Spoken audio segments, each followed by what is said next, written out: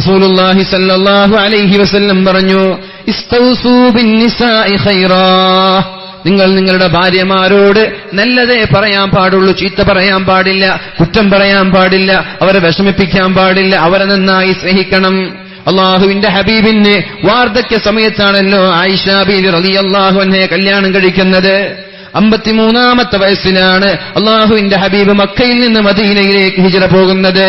മദീനയിൽ വെച്ചാണ് ആയിഷ ബീവി റളിയല്ലാഹു അൻഹയുടെ കല്യാണം നടക്കുന്നത്. ആ ആയിഷ ബീവിയുമായിട്ട് അള്ളാഹുവിന്റെ ഹബീബിന്റെ സ്നേഹം എത്രയായിരുന്നു! ഈ ആയിഷ ബീവി അള്ളാഹുവിന്റെ ഹബീബിന്റെ സ്നേഹം പിടിച്ചു പറ്റാൻ വേണ്ടി എത്രത്തോളമാണ് കഷ്ടപ്പെട്ടത്. മറ്റുള്ള ഭാര്യമാർക്കൊന്നും എന്നെ സ്നേഹിക്കുന്നത് പോലെ സ്നേഹിക്കാൻ പാടില്ല എന്നാണ് അള്ളാഹുവിന്റെ ഹബീബിന്റെ പത്നി ആഗ്രഹിച്ചത്. ഓറിയന്റലിസ്റ്റുകൾ പറയുന്നത് പോലെ, ചില സാമൂഹിക ദ്രോഹികൾ പറയുന്നത് പോലെ, ചില ഇസ്ലാമിനെ കുറ്റപ്പെടുത്തിക്കൊണ്ടിരിക്കുന്ന, ഇസ്ലാമിനെ കുറിച്ചൊരു ചുക്കുമറിയാത്ത ചില ആളുകൾ പറയുന്നത് പോലെ ആയിഷ ബീവിക്ക് അള്ളാഹുവിന്റെ ഹബീബിനെ കല്യാണം കഴിക്കുന്നതിൽ യാതൊരു വെറുപ്പുമുണ്ടായിട്ടില്ല. ആഗ്രഹിച്ചു പോയി, മത്സരിച്ചു പോയി.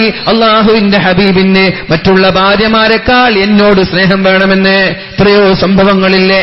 ഏതായാലും അള്ളാഹുവിന്റെ ഹബീബായ മുത്ത് മുഹമ്മദ് മുസ്തഫ സല്ലല്ലാഹു അലൈഹി വസല്ലം ഒരിക്കൽ വീട്ടിലിരിക്കുമ്പോഴാണ് ഒരാൾ കടന്നു വരുന്നത്.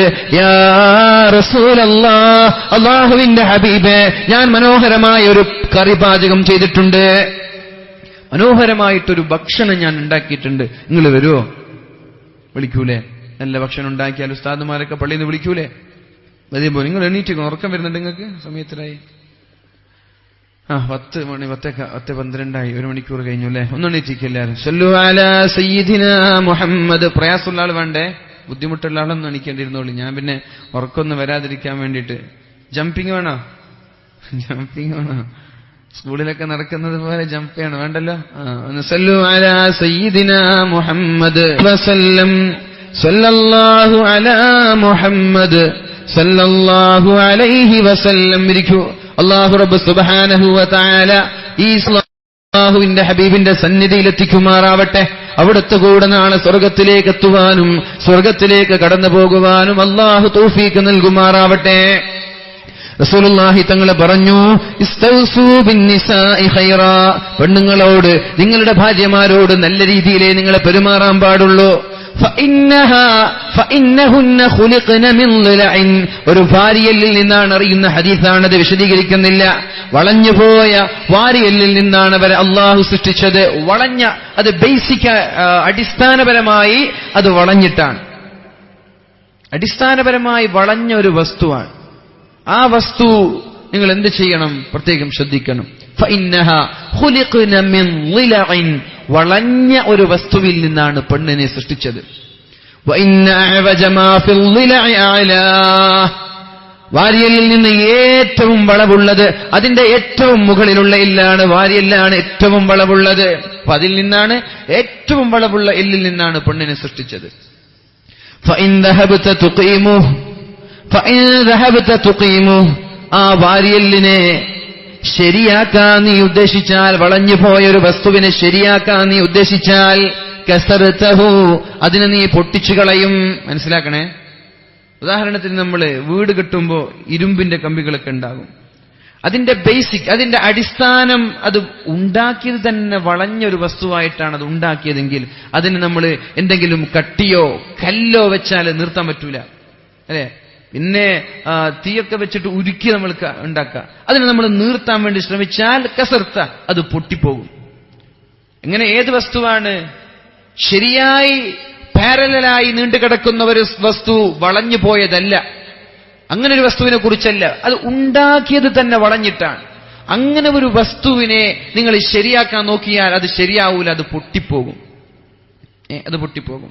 പക്ഷേ പിന്നെയാണ് ഉണ്ടാക്കിയത് പാരലലായിട്ടാണ്, സമാന്തരമായിട്ടാണ്, പിന്നെയാണത് വളഞ്ഞത്. അങ്ങനെയുള്ള വസ്തുവിന് എന്ത് ചെയ്യാൻ പറ്റും? നമ്മൾക്ക് കല്ലുകളൊക്കെ വെച്ച് ശരിയാക്കാൻ പറ്റും. പക്ഷെ ഇവിടെയുള്ള പെണ്ണിനെ എന്തിൽ നിന്ന് സൃഷ്ടിച്ചത്? അടിസ്ഥാനപരമായി സമാന്തരമായി നിൽക്കുന്ന ഒരു എല്ലിൽ നിന്നല്ല, വളഞ്ഞ വസ്തുവിൽ നിന്നാണ്. അത് ശരിയാക്കാൻ ശ്രമിച്ചാൽ പൊട്ടിപ്പോകും. അതുകൊണ്ട് എന്ത് ചെയ്യണ്ട? പെണ്ണിന് സ്വാഭാവികമായി പെണ്ണിന്റേതായ പ്രകൃതിപരമായിട്ടുള്ള ചില സ്വഭാവത്തിൽ ചില ന്യൂനതകൾ കാണാൻ സാധിക്കും. അതുകൊണ്ട് നിന്റെ സ്വഭാവം ഞാൻ ശരിയാക്കാം, ലക്ഷ്മണ രേഖ വരച്ചിട്ട് അവളെ ഒതുക്കി നിർത്താൻ നീ ശ്രമിച്ചാൽ പിന്നെ നിനക്ക് അവിടെ സംഭവിക്കുന്നത് ത്വലാഖായിരിക്കും.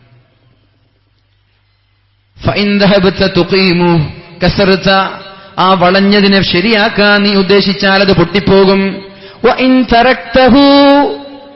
ഇനി ഏതായാലും ഈ പെണ്ണിനോട് പറഞ്ഞിട്ട് കാര്യമില്ല, ഞാൻ ഇവൾ ഉപദേശിക്കാനൊന്നുമില്ല എന്ന് പറഞ്ഞിട്ട് അവളെ വിട്ടാലോ, ഒരു വളഞ്ഞൊരു വസ്തുവിനെ ശരിയാക്കാനൊന്നും ശ്രമിക്കാതെ അങ്ങനെ തന്നെ വിട്ടാലോ, അത് വളഞ്ഞു വളഞ്ഞു വളഞ്ഞു വളഞ്ഞു കൂടുതൽ വളവുണ്ടാകും.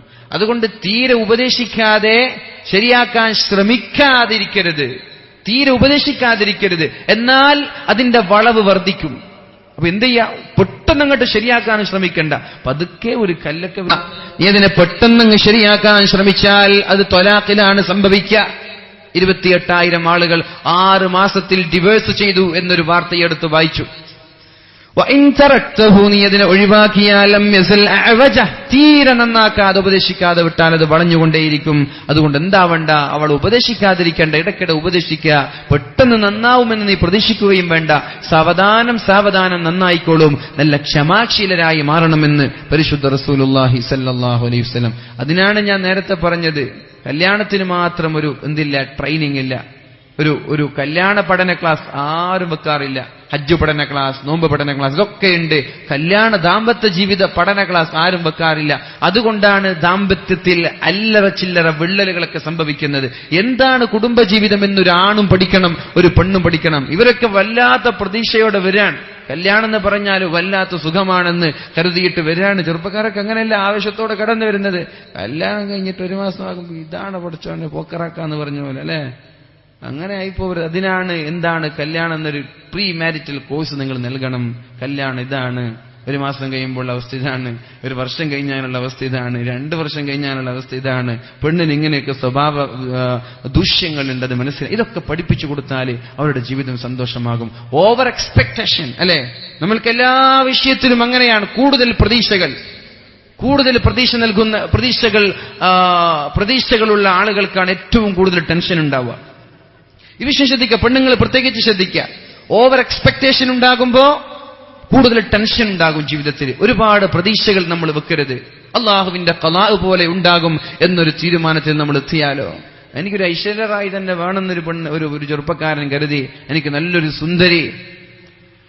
സുന്ദരി വേണമെന്ന് മനസ്സിൽ കരുതി പഠിച്ചോനെ കല്യാണം കഴിഞ്ഞപ്പോ ഏതോ ഒരു പെണ്ണിനെ കിട്ടി, നല്ല നിരാശ ഉണ്ടാകും. എന്താ, ഈവന് പ്രതീക്ഷിച്ചത് അങ്ങാണ്, അതിന്റെ അങ്ങേയറ്റാണ്. അതുകൊണ്ട് പ്രതീക്ഷിക്കേണ്ട.